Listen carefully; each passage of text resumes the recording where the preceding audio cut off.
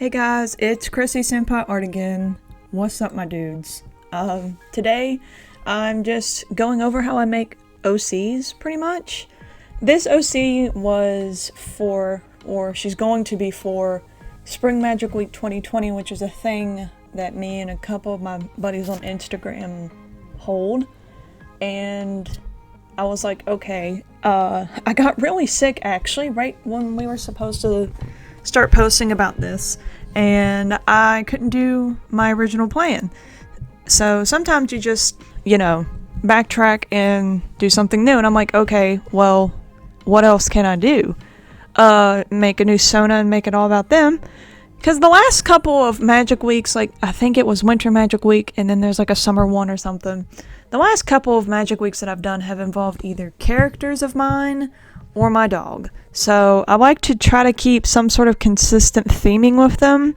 So I was like, okay, well, it's spring related, and I've been wanting to make a bunny OC for quite some time, but I've made a couple that just never worked out. Never wanted to post them because they just didn't look right. But this one actually ended out way better than those ever looked. So I'm like, okay, we'll just make a bunny Sona and see what happens. So I was looking into rabbits. This is just my process of making Sonas, and I guess this case a fur Sona. I'm not really in the furry community all that much. I'll do commissions for them and stuff, but I don't get involved in none of the craziness that goes on, or fursuit, or go to conventions or anything. I just like to draw anther characters. So first of all, I wanted to look at specific, species, breeds, whatever, of rabbit, because my main fursona is Peaches the poodle. Poodles are one of my favorite dogs. They are actually my favorite dog alongside Bichons. And I was like, okay, so we need something that kind of represents me a little bit, because I don't like making just OCs to make OCs, I like to make them represent something about me a little bit. And I do love animals quite a lot, and especially I love fluffy animals, which bunnies are quite fluffy animals. So I looked into, like I said, species and breeds, and picked, I think it was called a silver martin rabbit, because I went through the Wikipedia and just looked at rabbits that I thought were interesting. I knew I wanted a black rabbit, one that was predominantly black in color, but this one I thought was super cool because of the white accents that it has on its fur, and I wanted to keep it relatively close. Obviously, you want to make them look more than just some basic bunny, but I was like, okay, what can I do to make her stand out a little bit? We'll get to that when we get to that. Right now I'm doing line art, which I used to say I never did, but the last couple of videos that I've made and the last couple of posts I've made have been pretty much exclusively line art, and it was quite strange to me that I was all of a sudden picked it up, I guess, because I was never good at it, but drawing Fire Emblem styled characters and just Fire Emblem characters in general, to try to keep with the Three Houses style, really helped with my line art. If you need help with your line art, apparently referencing something vigorously helps a lot. Anyway, so I picked the silver martin rabbit, and I looked at what makes a silver martin rabbit very unique. One, they have these incredibly, I don't know if all rabbits have these, because I didn't look at every single breed of rabbit on that wiki page, but they have incredibly dark eyes, and then most of the pictures I found had this white line around them, almost like eyeliner. So I was like, okay, that would look really cool on this character. So I added that.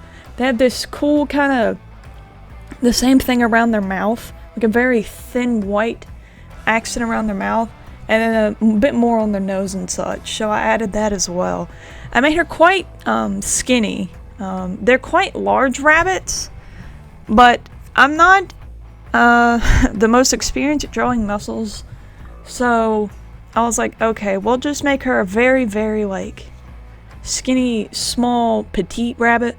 This is, I kind of got inspired also by Beastars, a shameless ad in there. I do like Beastars a lot, and you know, the rabbit characters in that show, I was like, okay, these are a good thing to go off of. So I use those as a reference as well. Because like I said, I don't draw in the typical furry style. Because there's kind of like styles that fit every, you know, group. There's like a typical kind of anime style. And then there's people who like differ from that. I try to just keep it in my style, but as an anthro character. Because I just like to draw animals and animal characters. And also anime people. That's just what I like to draw.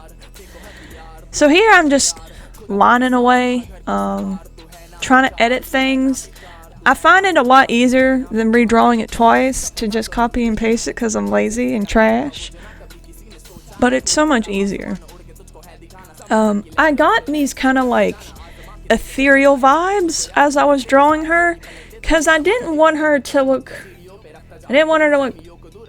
like at all like an adult or a child. Just because like I wrote her age and I was like, I don't want her to have an age. So I just put the good old, I don't know. I wanted her to kind of be like an ethereal goddess of spring, kind of, if that makes sense. Or some sort of like spring, just some spring, I don't know what the word I'm looking for is. But I wanted her to represent like spring. And I didn't want her to have an age. I didn't want her to, you know, be, we'll just say robust in any way. I just wanted her to be her and to be cute rabbit girl. And that's what I pretty much went with. When I'm making OCs, I don't, like I mentioned a bit ago, I don't just make them. I do a lot of research into what I want, and sometimes that's why it takes months to make a new OC. The only OC that didn't take me, like months to make was, my Crumbles the Sheep, who is just a cute little sheepy dude who I'll leave his video of him being an Animal Crossing character above. Even my alpaca, Sugar the alpaca, took longer than him. And she wasn't that complicated of a design either. I just don't want it to look super generic or super gaudy or super weird or just... I want it to represent me in some way. And spring is one of my favorite seasons besides the severe allergies. So spring is pretty much my favorite season besides summer and spring. Or they're my babes.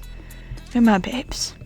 But yeah, so it didn't take as long with her, I guess, because I made so many other rabbits that just failed. And then I was like, okay, we'll just sit down for a good while. This took about 3 hours to make, and it's not even that good of a reference sheet. I just wanted her to have a base outfit, like a plain white, I don't know, a one-piece thing, and then a kind of springy looking dress. That's all I wanted for her. I didn't want anything complicated.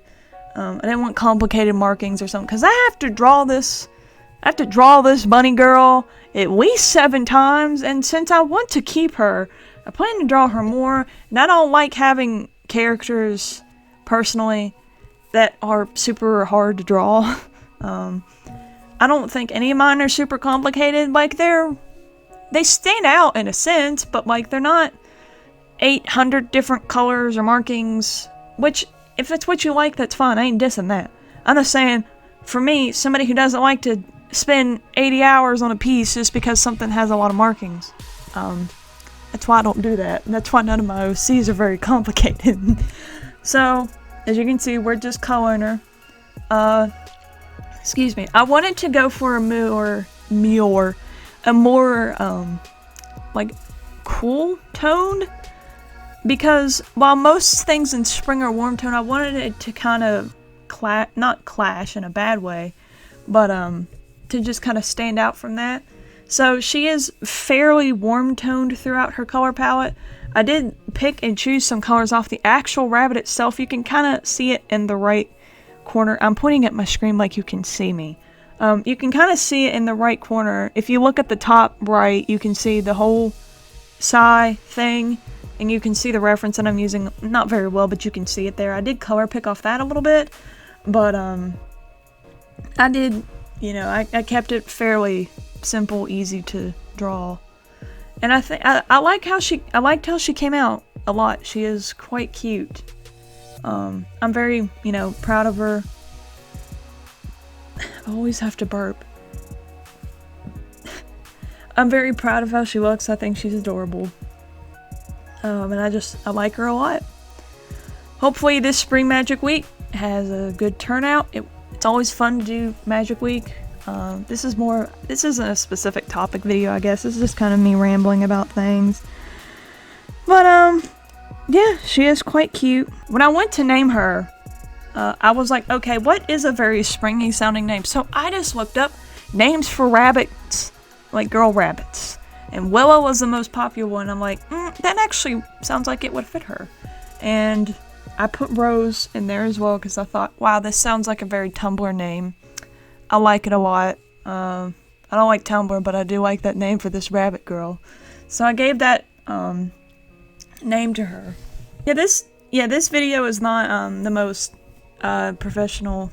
I don't ever script anything, but I do hope you guys enjoy. I'll leave you here so you can enjoy watching the rest of the video without me rambling in the corner in your ear seductively, because I'm sure that's what you wanted. So I'll just leave some music on in the background for you. I hope you guys enjoy, and I hope you guys join Spring Magic Week with us, because it's always fun to have a little, it's basically a little art party on Instagram. So just come follow us. I'll leave my friends' links down below, and have a good day. Keep drawing, and pet some cute bunnies. And don't buy any bunnies for Easter, because that's a really bad idea.